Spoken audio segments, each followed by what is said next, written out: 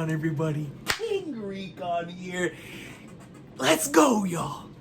Let's go, man. Listen, not only am I excited for the return of Recon's Top 5 of the Week, which happened last week? Or maybe 2 weeks ago as a member exclusive thing?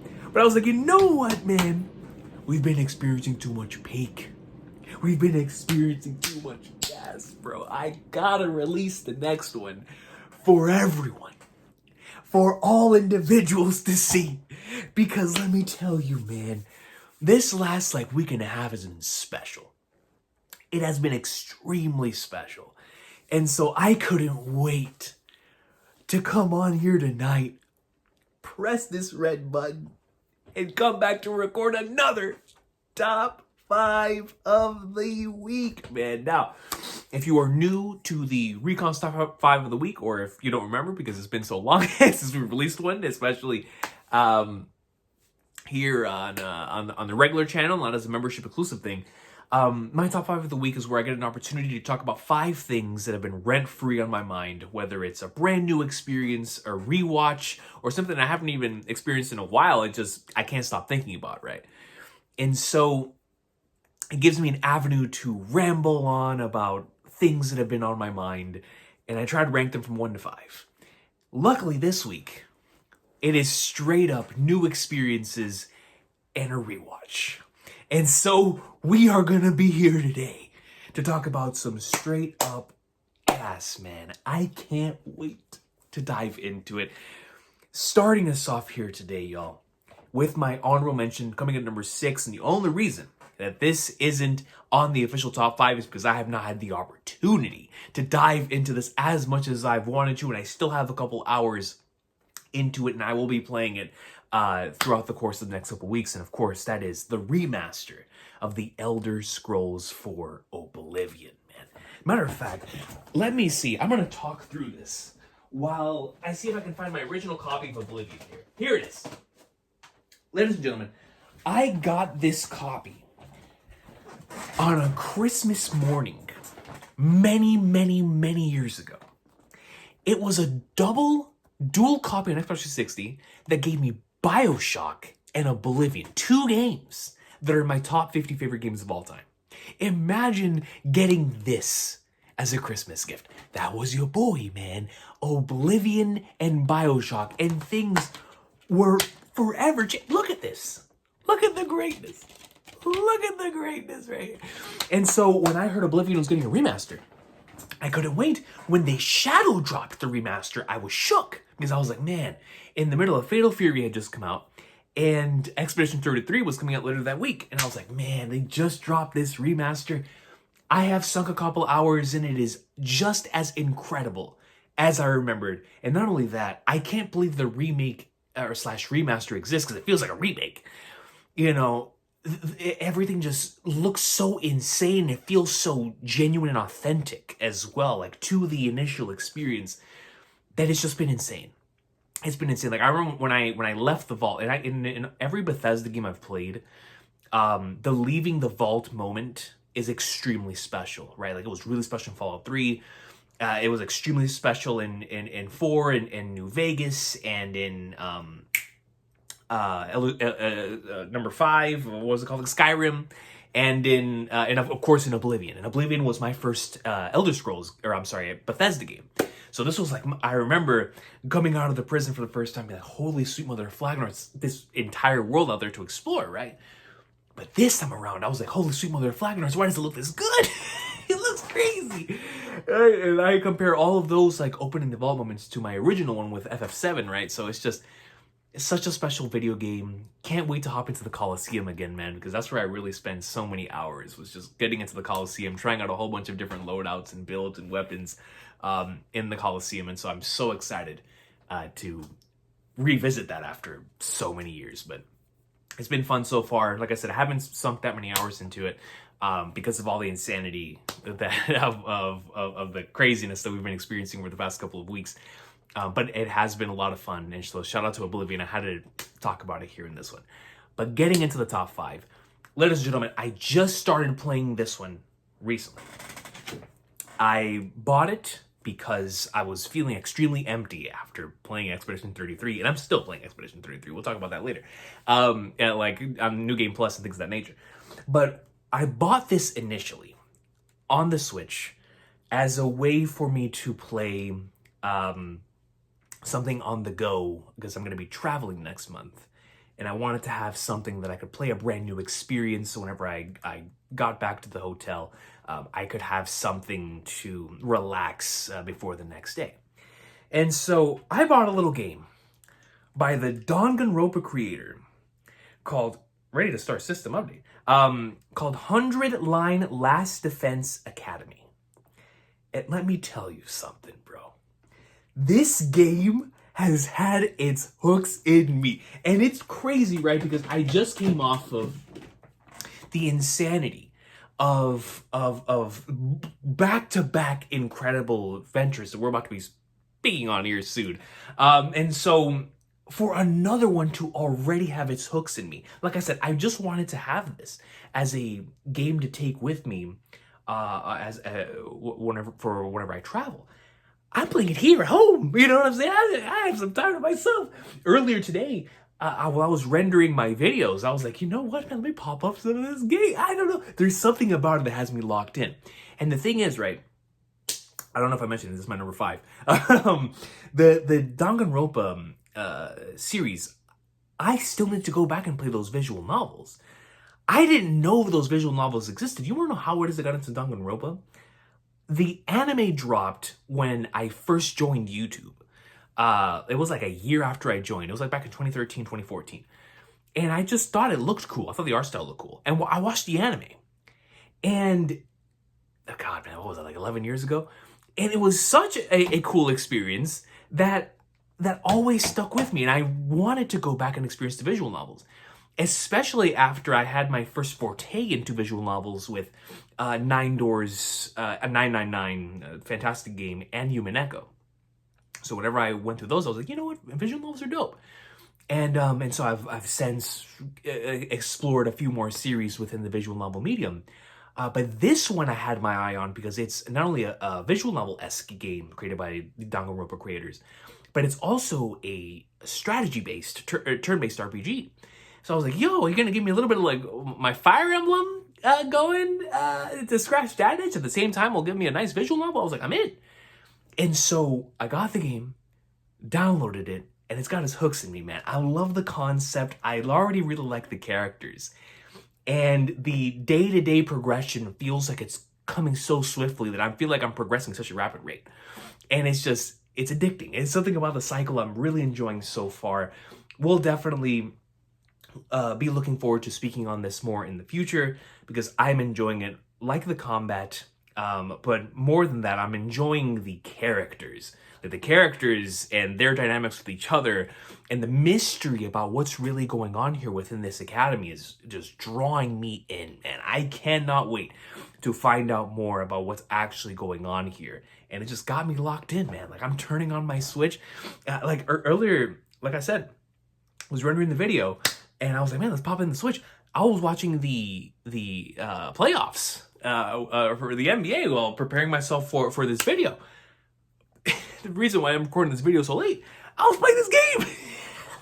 I was hooked, man. I was like, I can't stop. So I'm rocking with it, man. I really, really am rocking with it. And so can't wait to continue playing. Shout out to 100 Line, I believe that's the title. I don't want to slander it. Let me turn it on again. The 100 Line Last Defense Academy. Awesome, awesome stuff, dude. I've been really, really enjoying it. So that is my number 5. I already got to take off the jacket, bro. I'm already sweating, bro. Ah, man, I'm already sweating. Ladies and gentlemen, coming in at number 4 is a series I got into, and I can only explain it as one of those encounters. Hideo Kojima speaks on, in his book, The Creative Gene, on encounters that happen within, in his case, a library or a bookstore where you go in and like a book will just resonate with you. Maybe it's by the spine, the cover, and it speaks to you even before you get into it. Like you just know, right? So you have that encounter, you take it with you, and it becomes an unforgettable part of you, an unforgettable experience. We've all had those encounters, whether it be through a digital streaming service or back in the day in the ways we used to watch anime and manga or play a game or whatever. Like those random encounters that are just so special that always stick with you. And I had another one of those with a webtoon. I was scrolling last week trying to find a new manga to read. And there was a cover that and a name that I thought was just so incredibly fascinating that I just had to at the very least check out the first chapter. This webtoon is called Jungle Juice. I believe someone recommended this to me on a One Piece stream. And so if someone did, I apologize for not remembering who it was that recommended this to me. But let me tell you something, man. I read the first chapter and I was like, you know what? This is pretty solid. I kept going, and eventually the pages kept going and going and going.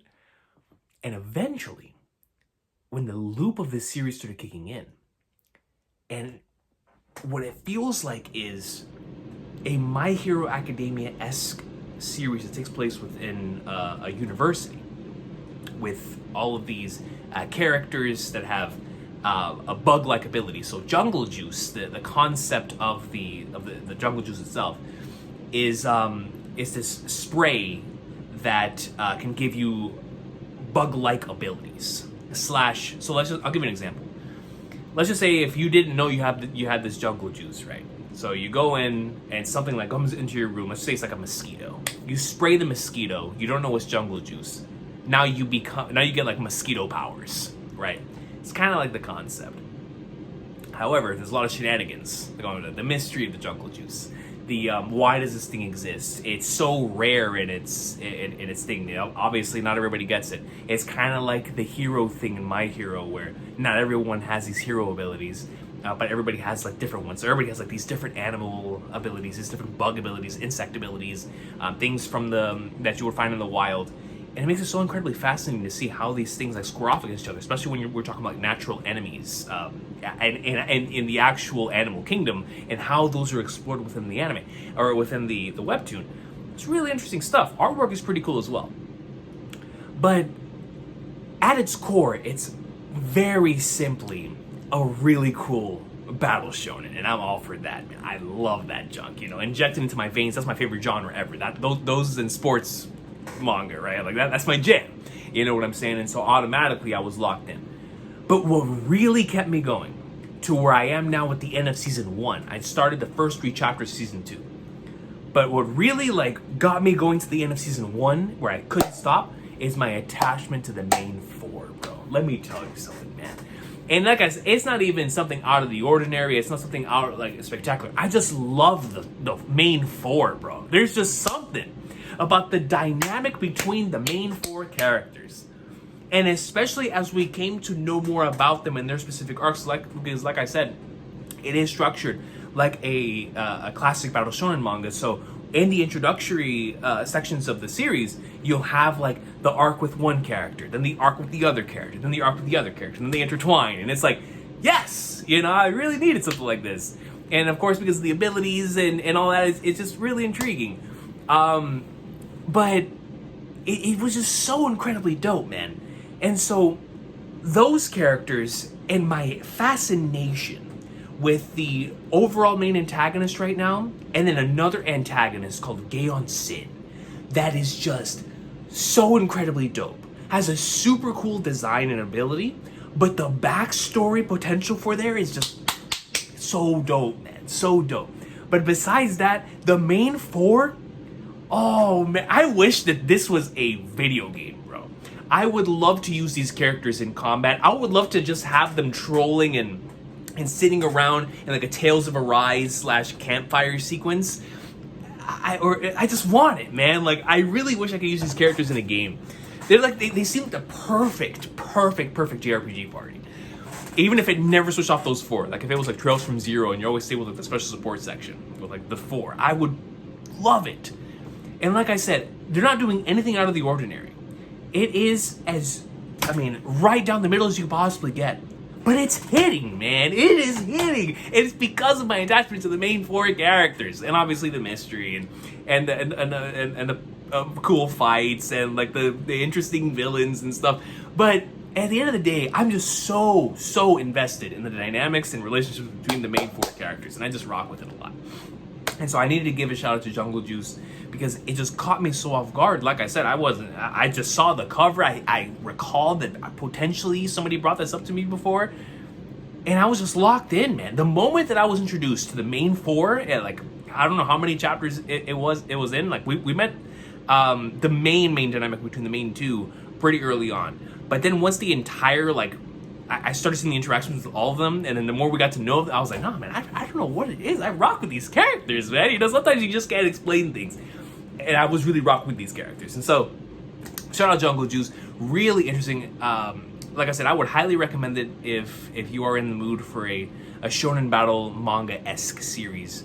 That is fully colored as a webtoon. So it is. I'm only up to season 1. I don't know if it happens later on or anything, but up until where I'm at, it's super dope. Super dope. Very classic shonen battle manga, and I rock with it. I rock with it heavy, man. Like I said, I really like the main cast. They're super cool, and so and those abilities, man, are sick. Like, come on, man, insect abilities. It's like, it sounds so strange, but when you see it, it's like, man, so like a lot of cool potential for fighting sequences, and they pulled it off, and so it is extremely dope. Now, that is my number 4. Coming in at number 3, man. Now, this one has been holding me over so much that I made a skit on the greatness of this one, man. I let my number 3 stack for about a year. It's been a little, I want to say like 10 months, somewhere in there. I checked on the Viz app since I read a chapter. And I did a binge, man. Like, spread her out over a couple of weeks, and then I really locked in after the 50s. But my number 3 is Kagurabachi, man. Let me tell you something, bro. Dude, like, I was enjoying Kagurabachi when I first read it. Like, I was like, yo, I really like this. Like, this is some good stuff. When I finished a certain segment, because I don't want to spoil, called it was a chapter called The Curtain Falls. When I finished that, I was like, you know something? I like this. I rock with this heavy. That and a chapter, like a couple of chapters beforehand, it was like chapter 35, 36, that dynamic between two characters I was just so fascinated by. But after that, when you hit the following arc, until we're caught up, it is straight up heat, bro. It's something about the characters. It's something about the backstories, the recent events. It's like a combination of, you got some really good emotional resonance happening, while also giving me the rawness and swag that I need. I need to inject it in my face. I just rock with it, bro. There was a chapter, I think it was like chapter 53, that had like one of the coolest double page spreads that I've seen in recent memory, man. I mean, it's just straight up, everything goes all black. It's just darkness, and in the midst of the darkness, you see a bunch of sword swings. And it's just so cool, dude. You turn over the Phantom Hero there. He's like,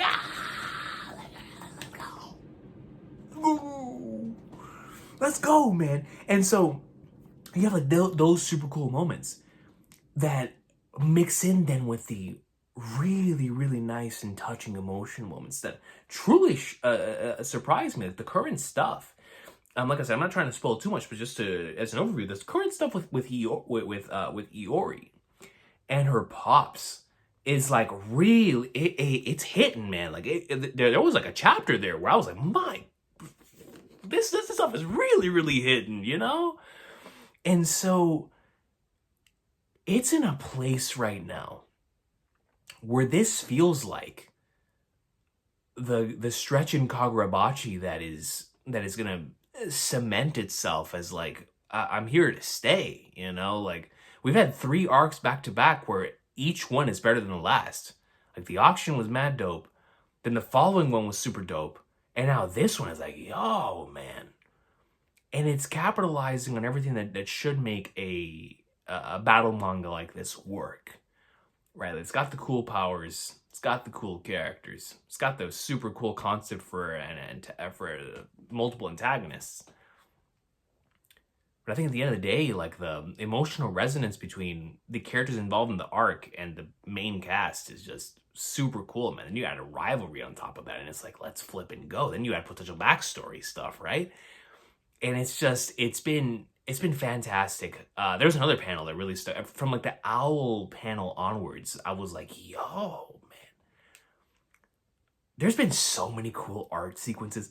All I'm gonna say is there was one that was like I forgot what it started with a K, but it was like a triple Bonkai off like in Bleach. It was like Kuro, Tobi Ume, and you had this fantastic double face spread, and it was like, holy sweet mother of flag darts, you know, I was locked in, man. It was just such a great binge, and it was one of those like similar to Jungle Juice. Like, I needed that binge, you know, I needed that adrenaline rush, I needed that swing of you know, everybody has the thing that's like their cozy genre, right? For some it's romance, for some it's thrillers, for some it's mysteries, right? Like it's just their jam, man. And it just so happens my jam is battle shonen, right? Like it's just I grew up on Dragon Ball and Yu Yu Hakusho. Like I can't help it. I'm the big 3, you know, I can't help it. And so Kagurabashi is just speaking to a part of my soul is just always yearning for something like this, and I'm just rocking with it heavily, especially with this recent arc. This recent arc is really, really good, man. Like it's really, really good. It's so good, in fact, that I can't wait until it's animated.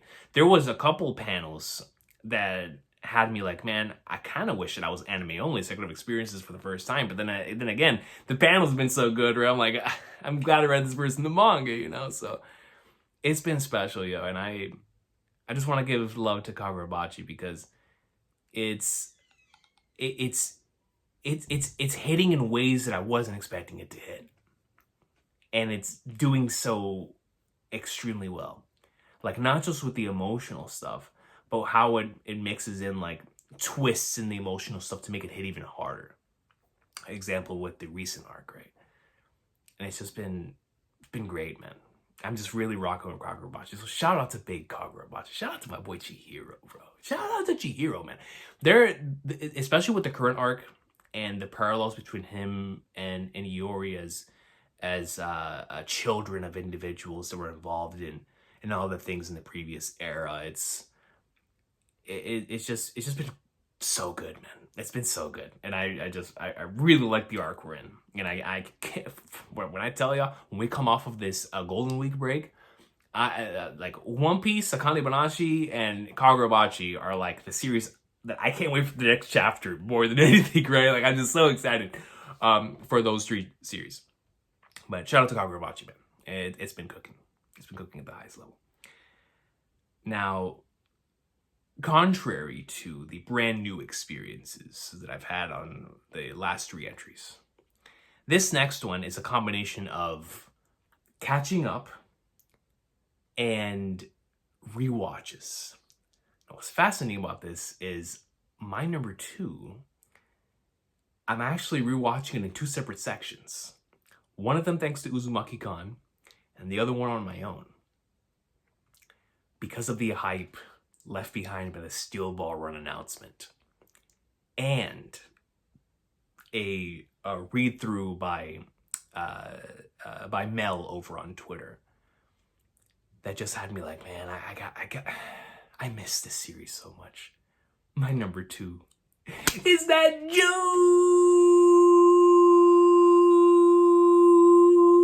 JoJo. Now, just in case you're new to the channel, JoJo, next to Hunter were like the 2 most influential things that I read when I first got into doing YouTube, read/watched.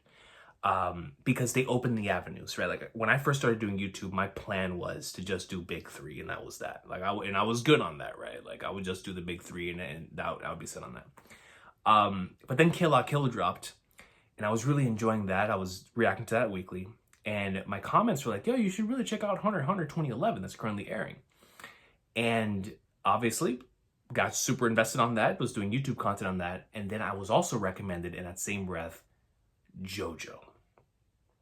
That forever changed the game in every type way you could possibly imagine, to become a true all-time favorite, like all-time Mount Rushmore favorite for me, right?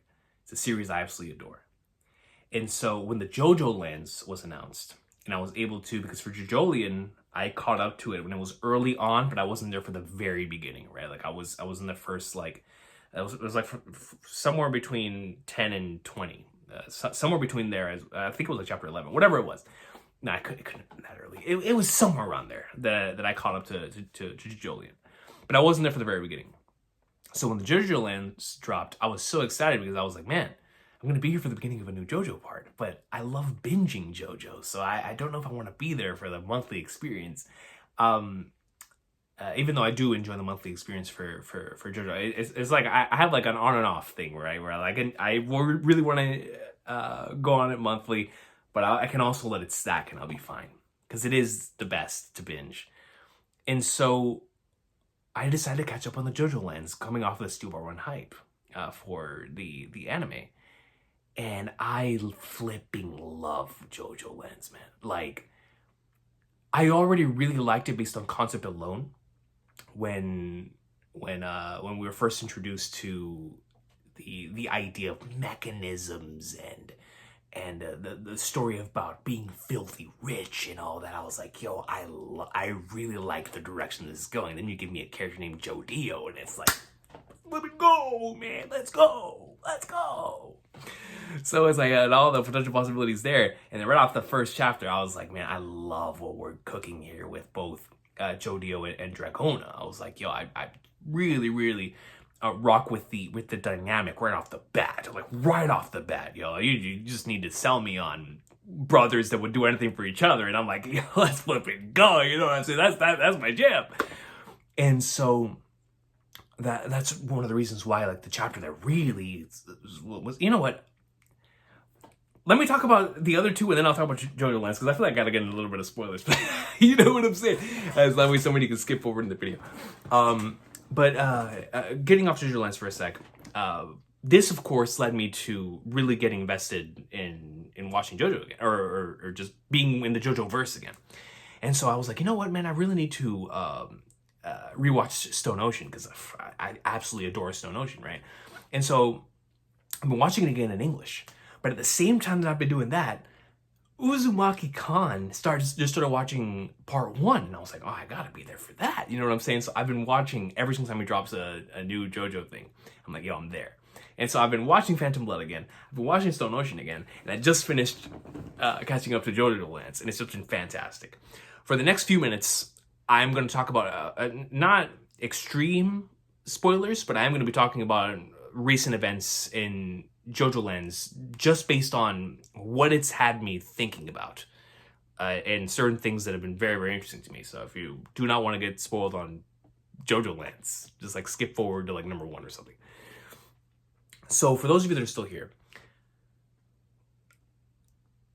I loved the entire stretch that was in Rohan's mansion, in particular whenever they started talking about value. And specifically showcasing that through the rock versus the diamond.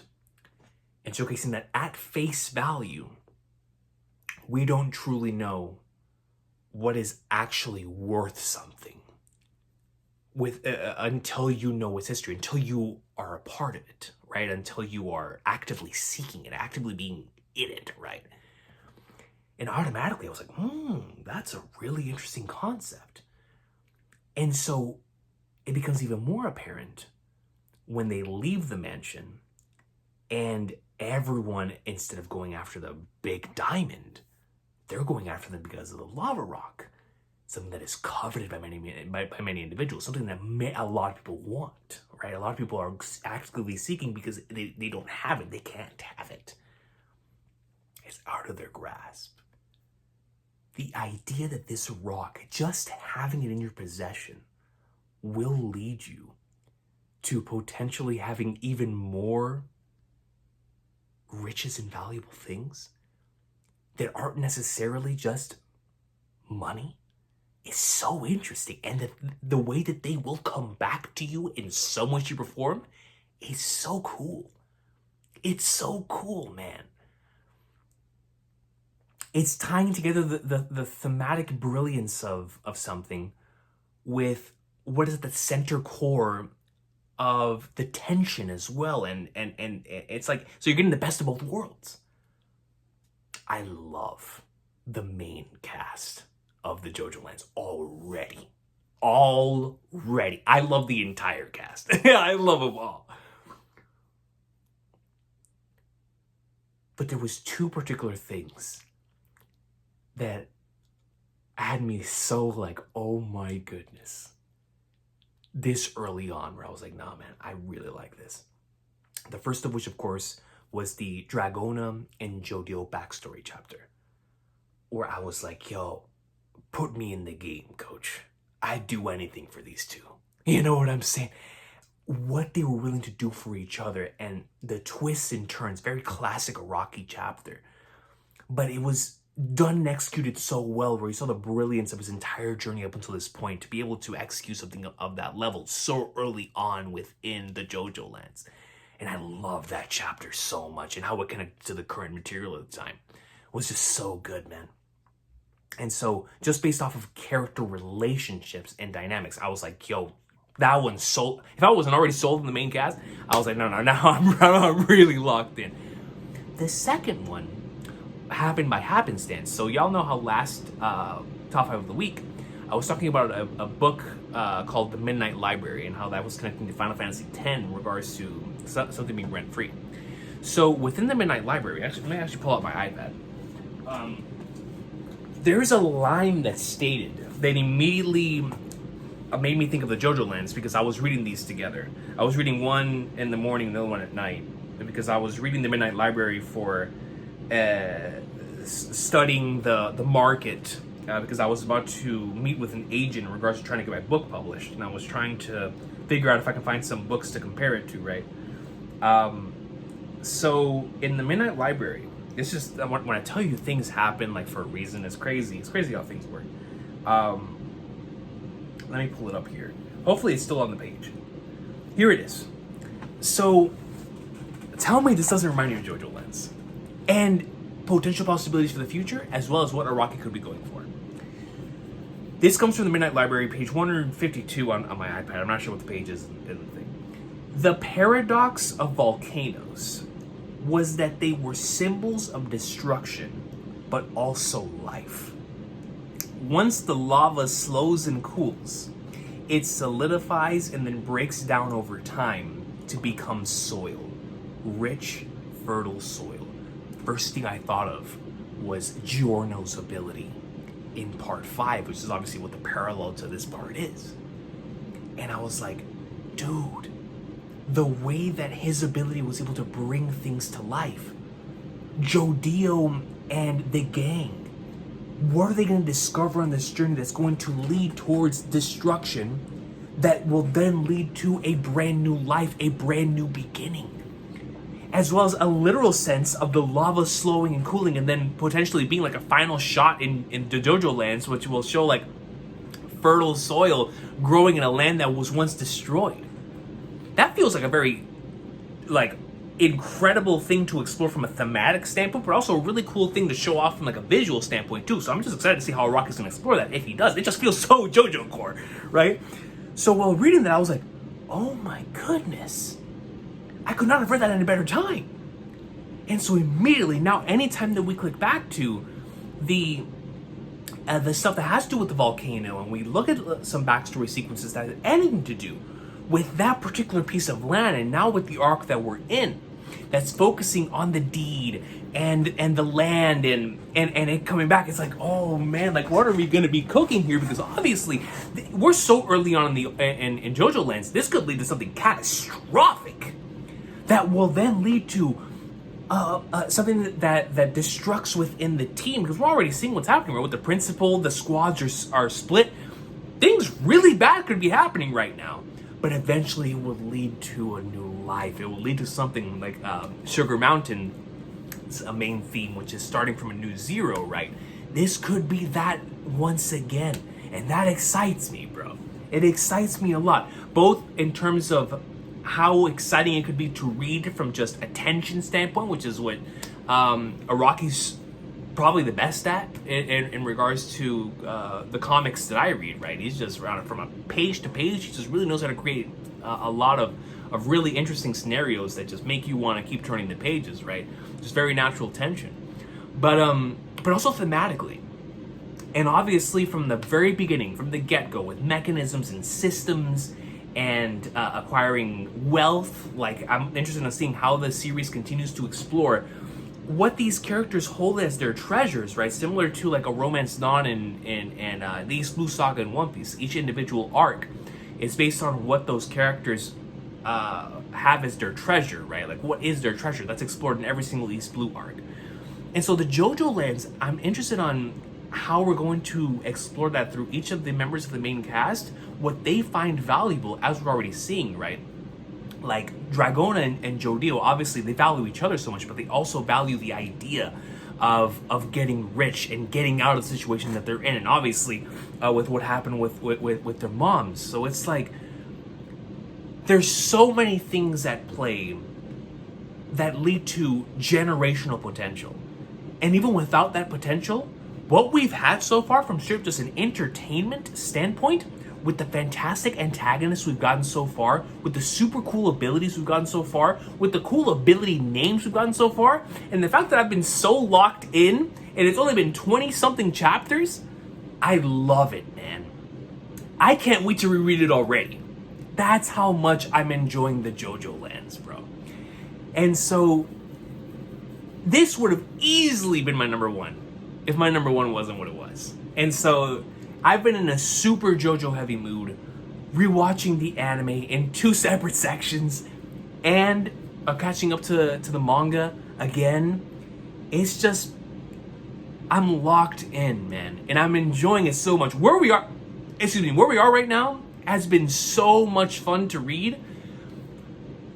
I mean, come on, you got the suited up gang, dude. You know what I'm saying? Like, yo, and it's been so clean with the with the bank. It's so stupid, bro, but it's so much fun.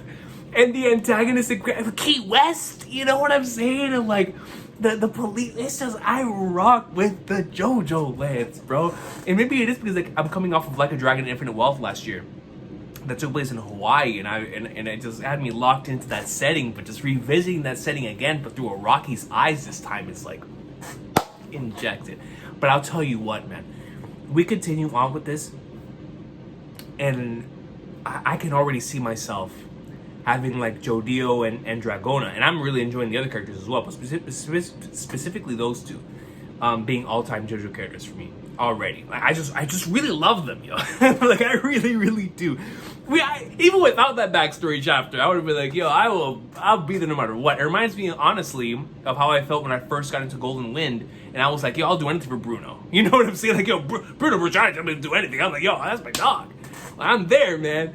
And so I already feel that way in regards to our main cast here, and I've been loving it so much. Shout out to JoJo, man. Can't wait for the next chapter. I know it's on break this month, but I just really can't wait for the chapter. Actually, maybe not. I think we're getting a chapter in May. So, come on, man. Just been enjoying it so much. So shout out to the JoJo lens. It's been a real treat being invested again in JoJo like this. You know, I got really into another one of these JoJo moves toward the end of JoJolion. Whenever I did a nice little binge after Vitamin C, and it was a blast. And so I'm excited for for the future of JoJo Lands, man. And obviously for continuing the watch throughs with both Con and on my own. It's been a blast. And of course, that leads us here to number one. And my number one, there was only one thing it could have been. I did an hour and 16-minute review on this. If you were interested in hearing my in-depth thoughts on this game, it is the recently released Expedition 33, Clair Obscur. Expedition 33, a turn-based RPG that is created by Sandfall Interactive, a team of around 30-something people that went on to create an experience that I still can't get over, man. I finished it earlier this week, and I'm still playing it. Like, you've got to be special when that happens, man. Like, that only happens with my absolute favorites. In recent memories, recent times, that happened with FF7 Rebirth, that happened with Elden Ring. Like those generational experiences where after finishing the first playthrough, which was already magical, I went back and immediately started playing it again because I couldn't get enough. And I've started New Game Plus immediately. And I'm already going through it again, man.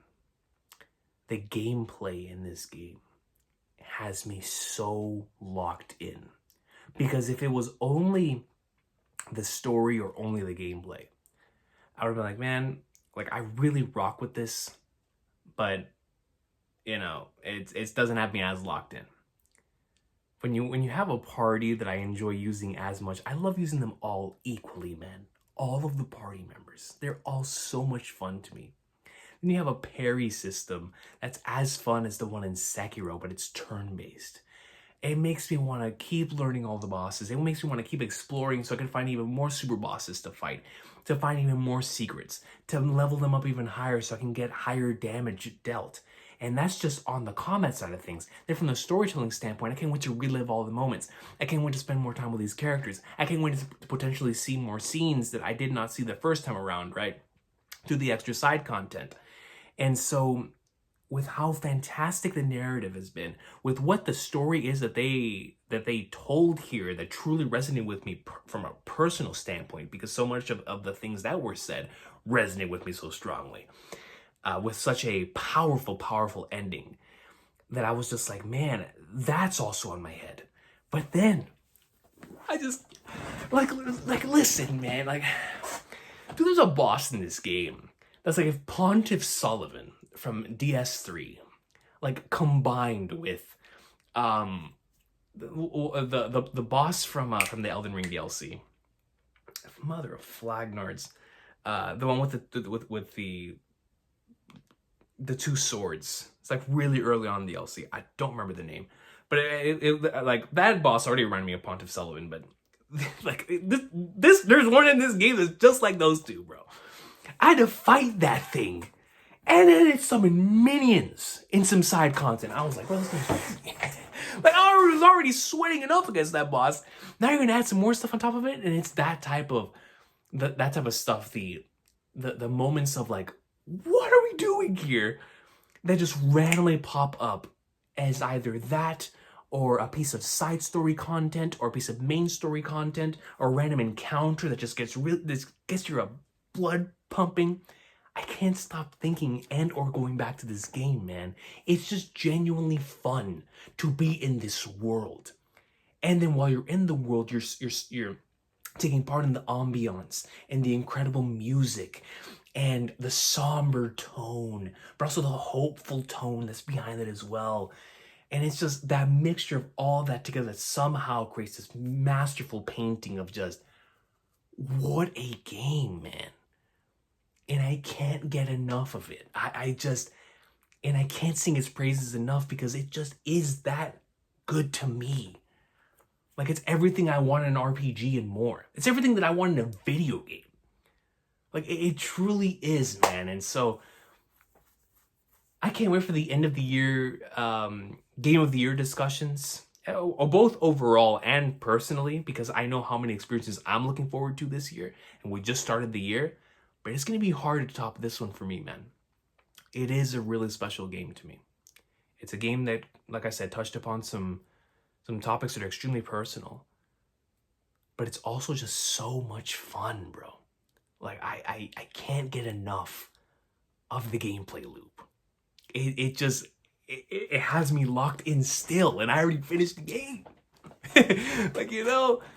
So I always cherish these experiences when I'm this invested in something, because I know, I'm not gonna say it's necessarily a rarity, but there's like there's experiences where you really get locked in, and there's the experiences of like, bro, I'm locked in.